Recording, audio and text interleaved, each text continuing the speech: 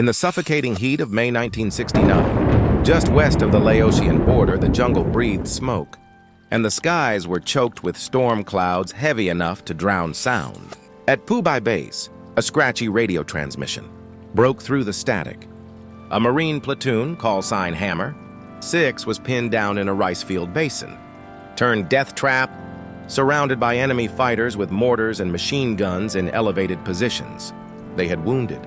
They had no air support, and the rain had grounded every bird on base. Command gave the order, hold position, no air extractions. The weather and enemy fire made it suicide. Captain Morgan Hayes didn't protest. He didn't argue. He simply walked toward his Huey, barely fueled, paint still scorched from last week's run, and told his co-pilot, "Jensen, we're going." At 29, Hayes had already seen too much to believe in clean orders. He knew the difference between waiting and abandoning. Jensen protested. Command said no flight. Hayes clipped in his harness. "That's why no one else is going." As the rotor blades roared to life, other pilots turned. Some shook their heads, some saluted. None followed. Hayes skimmed over treetops, low and fast to avoid radar, weaving through thunderclouds lit by flashes of artillery from the hills. He guided the Huey by instinct and by memory, having flown the region for months. 10 minutes out, the radio crackled again, this time closer. Desperate, full of panic. "We're hit! Jesus! They're everywhere, requesting immediate evac. Anybody out there?"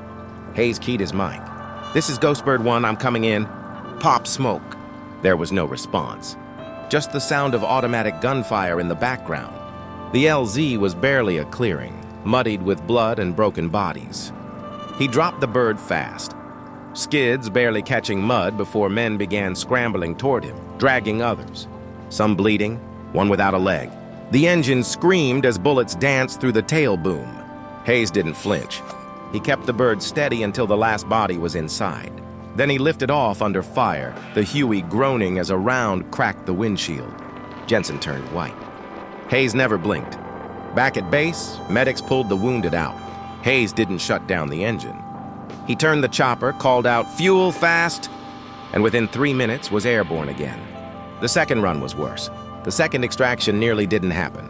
As the Huey approached the basin, tracer rounds lit the sky like fireflies gone mad, and an RPG screamed past their tail.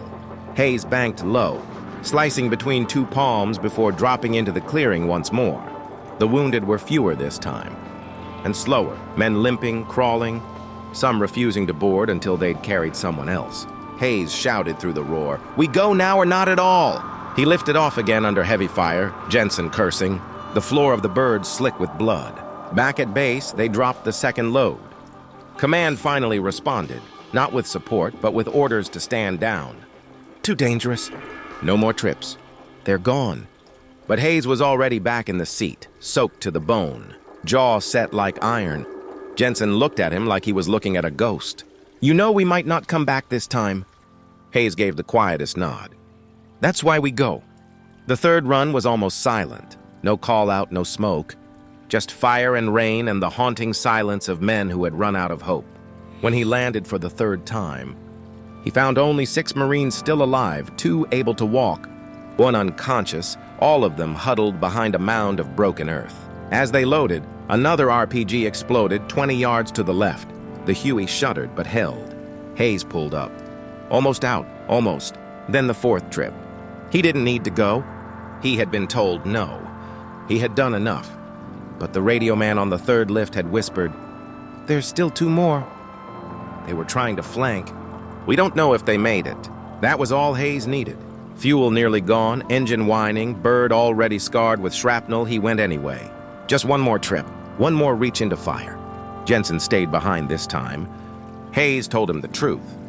If we both go and don't make it, no one will know what happened. So Hayes lifted alone. The LZ was nearly swallowed by smoke and fire. The ridge to the west had collapsed under mortar shelling. He circled once, twice, heart pounding.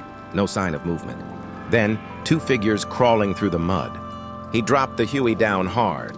No flare, no radio, no cover. The 2 Marines crawled in, eyes wide with disbelief, and Hayes lifted for the final time. He didn't make it far. Just beyond the ridgeline, a final shot rang out, One last burst from a hidden gun nest. A round tore through the rotor assembly. The Huey spun, hit the ground hard, skidded through a dry patch of jungle, and came to rest against a broken tree. The Marines survived. Hayes didn't. They pulled his body from the wreckage, still strapped into the harness, hands frozen on the controls. He had flown them far enough to live, long enough to matter. They never gave him a medal.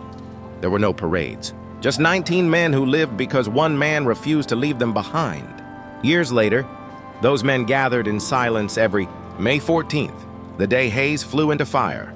They didn't speak much, but they'd place a single rotor blade upright in the ground, light a flare beside it, and say the same thing.